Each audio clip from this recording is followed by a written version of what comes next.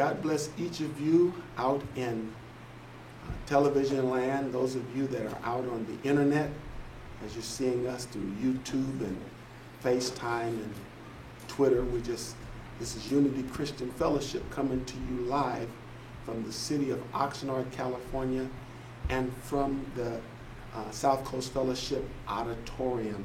So great to be here today. I just told the church that today was our birthday. This is Unity's 28th birthday. We started in 1991 in April. We started in a Bible study, and here we are 28 years later. I remember I was down in prayer. I was in a 24-hour prayer, and God said, I'm calling you to pastor. And that's when I sensed my calling, and I was scared. I was only 30-something, and I was somewhat scared and apprehensive, but walked out on what God said do. And now 28 years later, here we are in Unity on today. We're going straight into the Word. This is Ruth chapter 4, verse 1. At the top of the year, I started a series, and the series was entitled about our perspective. We need to change our perspective. And we started off with a woman. Her name was Naomi. Naomi actually means pleasant. And they lived in Bethlehem. Bethlehem means house of bread. You probably figure you could find barley and wheat and all the kind of things that you needed. It was a lush place. But something happened, possibly. There could have been a famine or whatever it is. Naomi, her husband, and her 2 sons, they had to sell their property, and they moved to Moab. Now, Moab was not a godly place to live. Now, these were relatives of the Jews. They were relatives of the Hebrews, but they always fought against their cousins, always.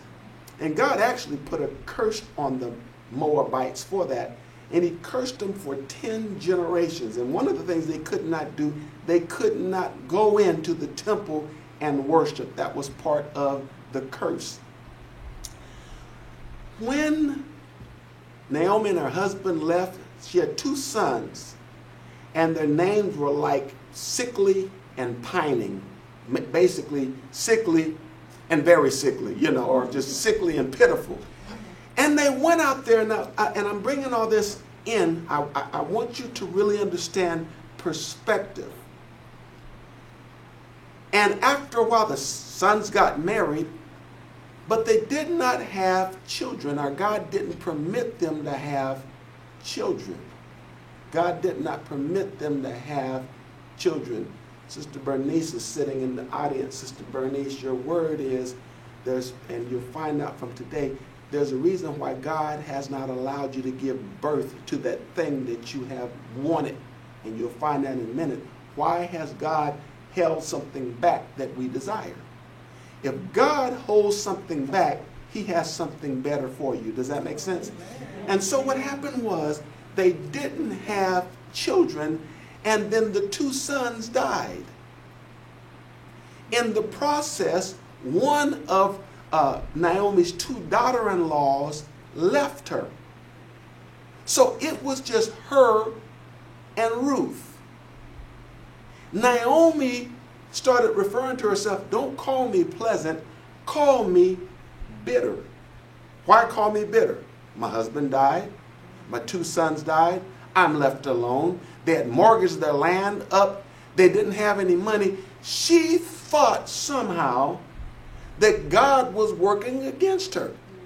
See, the Bible says this. All things, not some things, all things work together for good. Now notice the criteria is to them that love the Lord, that's number 1.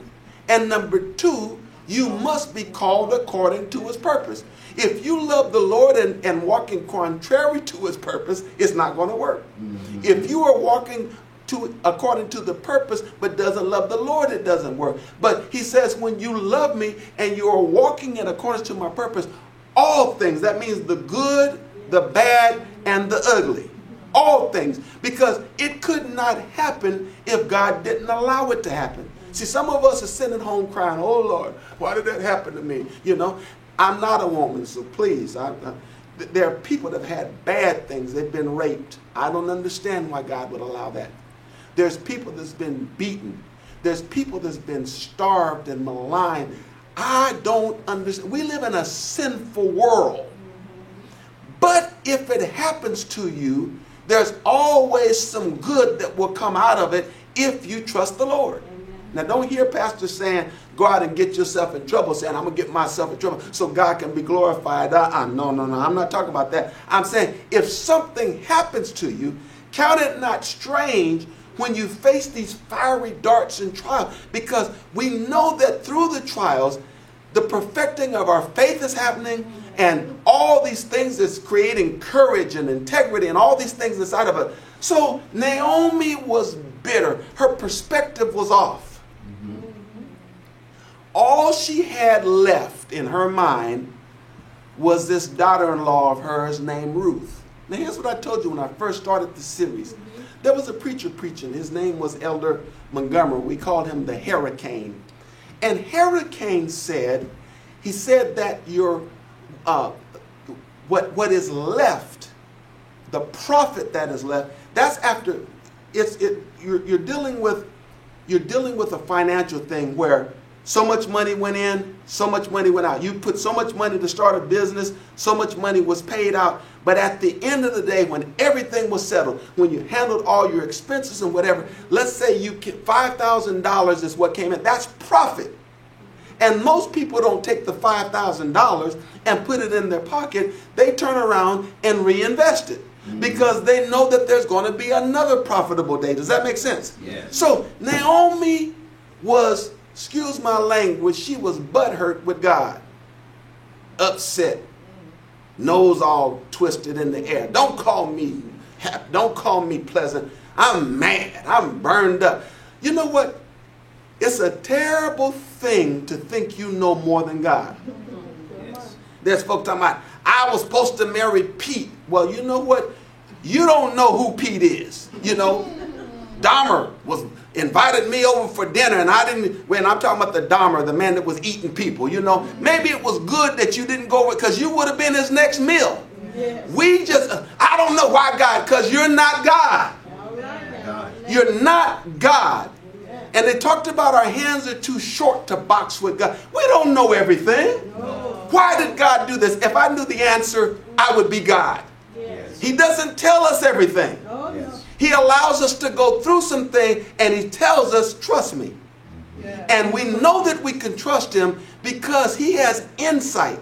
Yes. He has foresight. He has hindsight. He has around side, upside, downside, whatever you call it, he has it. Yes. My God. 365, Yes. 375, whatever he knows it all. And so she's all mad because all she had left was Naomi. But she didn't realize Naomi was the prophet. And I'm not talking about the prophet of someone that prophesied to you. She was the good that was left. Yes. She was the good, the remnant, the thing that remained when it was all over. You know what? Sometimes people complain, I don't have too many friends. I only got one friend. But you know what? Most of those folks that you had weren't friends, they were acquaintances. Tell it. My God. Tell it. To have a good friend, I have a friend named CJ. Cosby Jonathan Rowland, CJ. I'm 60, what am I now, 62, 63? I'm 62. I had to ask my wife. They come so quick. So CJ is 63. I met CJ when I was in elementary school. And it was the late 60s that I met CJ. We have been friends. He is the one that I call my best friend. Yes. This is a lifelong thing. I mean, we fought together. We liked the same girls sometime at the one time. We disliked the same people. We did this. He knew me and Deborah before we got married. And we've just been good friends anytime. And I've never asked CJ probably in 30 years, I haven't asked her for any money, but there was a time I had to ask her for money. He'd put it right in the mailbox and send it to me. That's a friend.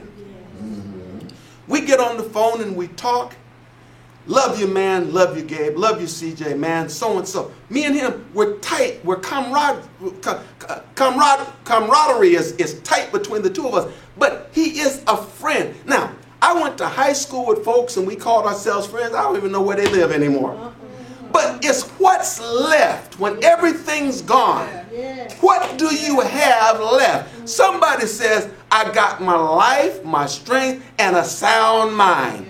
That means if you lost everything, you can apply yourself and get rich again. Now, a lot of you don't know this. Will Smith, the Will Smith you know on television, yes.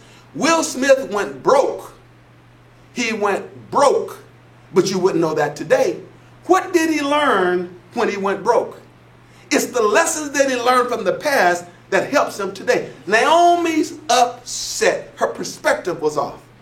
So she says, we need to return back home. So she got back home and spoke, oh, it's Naomi. Don't, shut up. You know, I'm upset. I don't like God, don't like you. She didn't hate God, but she was upset with God. You can love God and be upset with him. And so Ruth, I told my wife this morning, I said, somebody somewhere in a relationship, somebody's going to have to show faith. Yeah. If the husband ain't showing it, the wife has to show it. If the wife ain't showing it, the husband. But it would be nice if both of them is showing, but it don't always work that way. And so it was Naomi. Naomi wasn't even saved, but Naomi told her, she says, I want to stay with you. Your God would become my God. Where you stay is where I would stay. So she came on back.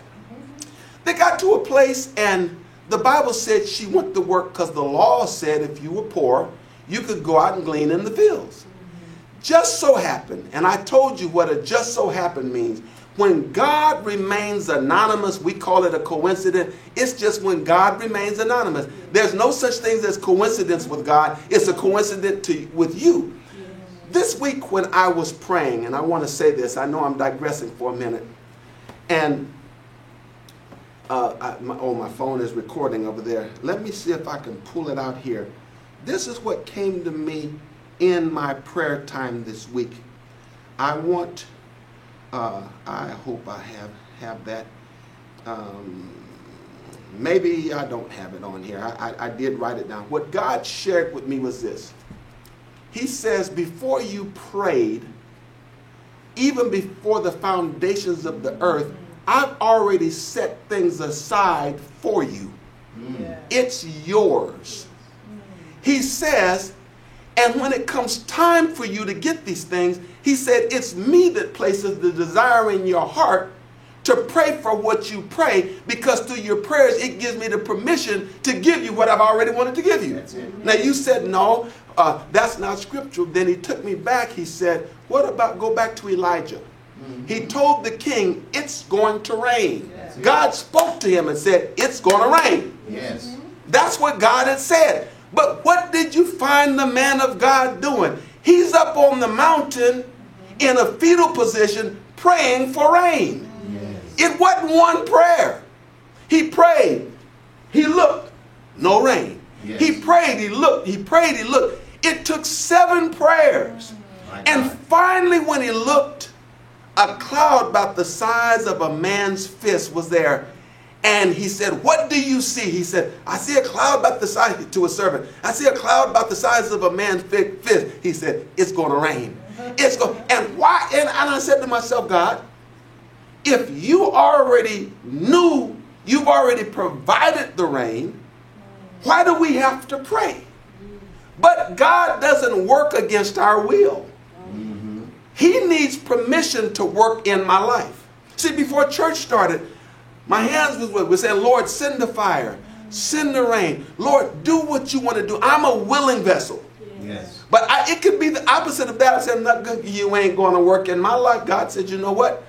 I want it to work. I got all kind of stuff laid up for you, but Gabe, if that's what you want, I'll lay it aside and give it to somebody else. So going back, somebody had to get some faith. Naomi went out. Ruth went out, ended up in the field of a man by the name of Boaz. Now, Boaz was a close relative of Naomi. Now, Naomi knew she had a close relative that was wealthy, but she didn't know where he was. But God ended Ruth up being in that field. And so finally, as time went by, because of her chaste lifestyle, what do you mean by chaste? She wasn't running after men. She was living a godly life. Yes. Had a young lady this morning that said to me, and I won't mention the name, I want you to pray for my husband. He is unsaved. I said, I will. I said, but let me tell you something about having an unsaved spouse. You don't cram the gospel down their throat. No. She said, no, I don't do that. I said, what you do, you draw him by your chaste lifestyle. You draw him by your testimony. When you should be mad, he doesn't see you mad. When things don't go well for you, you're not around cussing and acting silly. And when he sees God living in you, then he wants to know more about that God. But if you going to hell, Charlie, you don't go to church. Well, you know what? Why don't you take you and your narrow behind and get out of my house? You don't do that. Don't cram the God. Even with your children, you must train up a child the way they go, but you don't cram the gospel down people. You better get saved or you get out of here. No, no, no, no. The Bible lets us know, through love and kindness That's it. have I drawn thee. Yeah. And because of her lifestyle, a godly lifestyle, he said, I saw you. You wasn't chasing young men and you wasn't chasing old men with money. Your reputation is good. And he told her, he says, we know what the law is around here. She didn't have any children. Her husband died. And according back then, the law was that the next kinsman, the closest kinsman, by law, had to marry that person. And their first child would represent the name of the dead spouse. Does that make sense? Mm-hmm. And so what happened was, and I'm in Ruth 4, but it was Luke 3 and 16. When she came to her mother-in-law, she said, is that you, my daughter? Then she told her all that the man had done for her. And she said, these 6 ephahs of barley he gave me, for he said to me, do not go empty-handed to your mother-in-law. Then she said, this is Naomi. This was the bitter person. Sit still, my daughter. Sit still, my daughter. Bernice, I'm talking to you for some reason. Be still and know that I am God. Sit still, my daughter, until you know how the matter will turn out. God ain't going to show it to you always up front. And to sit still means pause for further instruction. That's all it means. And where we get messed up is in the pause. You told me that I may have told you I'm going to give it to you. I didn't tell you when. I didn't tell you where. I didn't tell you stay in faith. Be still and know that I'm God. He said, for the man will not rest until he has concluded the matter this day. Now the lady's faith, Miss Bitter, is beginning to talk by faith. One thing your problem should do to you when it's all said and done. My wife and I heard years ago, some people get bitter and some people get better. If you've gotten bitter, you haven't learned your lesson from God. When you get better, you said, Lord, though you slay me, what? Yet will I what? I will trust you. Lord, it's a process. Come on. I'm not picking on you, Bernie. I don't know. You haven't talked to me. You ain't talked to me. You ain't told me nothing. And I said ain't, and I didn't say I'm not talking proper. I'm talking country to you folks on to ain't. It ain't. It's not proper. But there's something where God says we need to chill out and let him work. Because we keep trying to work, and every time, see, when we get to work, God just says, okay, do what you want to do, Gabe. It's your thing. Do what you want to do. All right? I can't tell you, like James Brown, who to sock it to. Go on and do it. Sock it to me, baby. Sock it to me. But you know what? I'm going to chill out until you know that you arms are too short to box with me. You can't tie my hands and do that, jerk me around. No, no, no. If God says I'm going to give it to you, all of his promises are what? Yes. Yea and amen. You can count on it. Yes. But where we get mixed up is we want it to work in our time. And so she said, this man will not rest until he has concluded the matter. It's done. It's done. You're just going to have to wait and see what the man has done. So, unbeknownst to Ruth, here's what was going on behind her back, what she didn't know. Ruth 4. Now Boaz went up to the gate and sat down there, and behold, close relative of whom Boaz had spoken came by.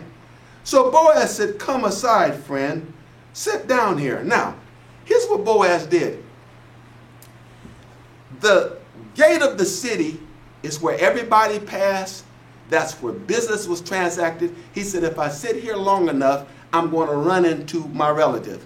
Because Naomi, the property that she had, and her as a person, the first person by law that had dibs on her was this closest relative. Yes. So he went to her, here's wisdom. So he came aside and sat down, and he took 10 men of the elders of the city and said, sit down here. So they sat down. Then he said to the close relative, Naomi, who has come back from the country of Moab, sold the piece of land which belonged to our brother Elimelech. Now, when it said brother, we don't know if they were actually his brothers or just a close, like a cousin, first cousin, or something of that sort. It can use brothers or fathers or whatever, and it could be used interchangeably, but it was a relative. Yes. He said, and I thought to inform you, saying, buy it back in the presence of the inhabitants and the elders of my people. If you will return it, if you will redeem it, redeem it. But if you will not redeem it, then tell me that I may know, for there is no one but you to redeem it, and I am next after you. Now, he didn't talk about Naomi first. He said there's a piece of property. And back in those days, if you owned land and you hit hard times and you had to sell your property, God had a provision that when you sold your property, the property could be either redeemed by you or one of your close relatives down the road. And that's not even talking about the year of Jubilee. But in other words, it could be given back to you. So the property had come up. He says, and you're the one that can buy it. Now, this man was a wise man. Now notice, I'm going to show you about a good man. A good man is going to do it right. A good man or a good woman is going to take their time. A jerk is going to jerk things around. They lie, they cheat, they manipulate. We talk about, oh, God bless me with a new car. No, you robbed the bank. You lied to the credit union, and you're telling me that God ain't blessed you with nothing. You stole that car. Yep. But when you be still and know that I'm God and let God work it out, you can say, God bless me with this. Yes. Now notice this. Then Boaz said, on the day you buy the field from the hand of Naomi, you must also buy it from Ruth the Moabitess, the wife of the dead, to perpetuate the name of the dead through his inheritance. So first he told him about the property, then he told him about Ruth. Here's what the man said. And the close relative said, I cannot redeem it for myself, lest I ruin my own inheritance. He wasn't just ruining his own inheritance. He was married. And Wilma ain't going to like that. Now, it was the law, but Wilma ain't going to like that. In other words, maybe I need to just chill out on this one. Now, notice this. He says, you redeem my right of redemption for yourself, for I cannot redeem it. He just turned it down. That's why the man Boaz bought the 10 elders with him. They had to observe the transaction. Now there was a certain there was a custom in former time in Israel concerning redeeming and exchanging. To confirm anything, one man took off his sandal and gave it to the other, and this was a confirmation in Israel. So they was exchanging shoes. You take mine, I'll take yours. Hopefully they had the same size feet. I don't know. But it was that thing. He says, now therefore, the close relative said to Boaz, buy it for yourself. So he took off his sandal, and Boaz said to the elders and all the people, you are witnesses this day that I bought all that was Elimelech's and all that was Chilion's and Merlin's from the hand of Naomi. See, a good man is going to do things right. Yes. A good woman is going to do things right. A crooked person is always going to be crooked. Right. Always. Yes. What you have to, you don't know and you don't want to know. Well, no, I don't need you and I don't want to need you. You know, we bring the wrong people in our lives because we want it now. Now notice this.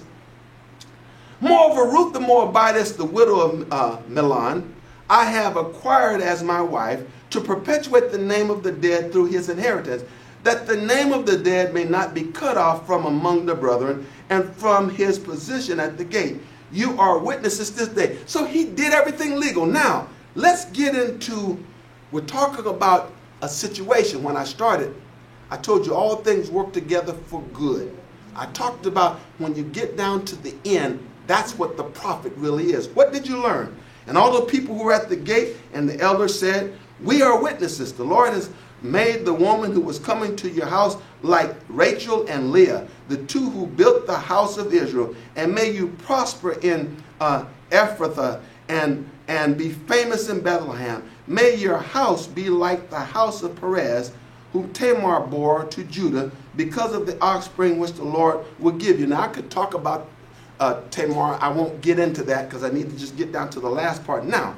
So Boaz took Ruth, and she became his wife. Mm-hmm. And when he went in to her, the Lord gave her conception, and she bore a son. Now, wait a minute.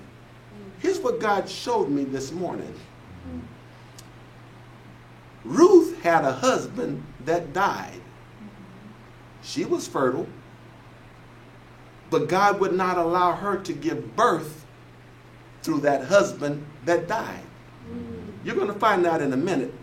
Sometimes when God is waiting, he's waiting for certain things to line up. Does that make sense? Mm-hmm. We don't see it. All we know, God sees trouble or God sees someone, he says, no, I don't want it coming to this judge.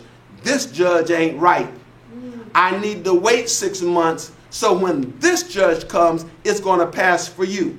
Does that make sense? Yes. Now, then the woman said to Naomi, blessed be the Lord, who has not left you this day without a close relative, and may his name be famous in Israel, and may he be to you a restorer of life and a nourisher of your old age. Now, they're talking to Naomi. Naomi was saying, I'm bitter. But he says, now God is saying, your life is restored, Naomi. You're pleasant. You're a sweet smelling aroma. Yes, I took my sweet time. But you're going to find out why God took his sweet time on her. Now, Ruth is carrying a child. See, she would have not probably ended up with Boaz had things worked out another way. Does that make sense? Yes. For your daughter-in-law, who loves you, who is better to you than 7 sons, have borne him. Now, remember, I told you, what she had left was just Naomi. But what you have left is prophet.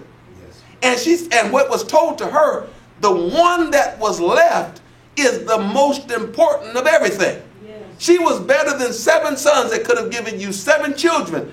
Because you're going to find out in a minute.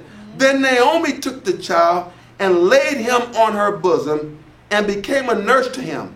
Also the neighbor women gave him a name, saying, there was a son born to Naomi, and they called him Obed. Obed, I believe Obed, if I'm not mistaken, I thought it meant praise. It was something about praise or worship, one of the two. He is the father of Jesse, the father of David. Oh, hold up. Wait a minute. Ruth gave birth to King David's grandfather. Wait a minute. Now, what do you mean? Let's stop there. He didn't just give birth to King David's grandfather.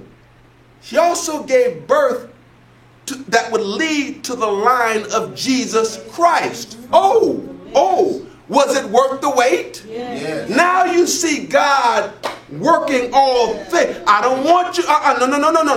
No. Look, Naomi, look. The famine came so you could leave Bethlehem. You had to go to Moab.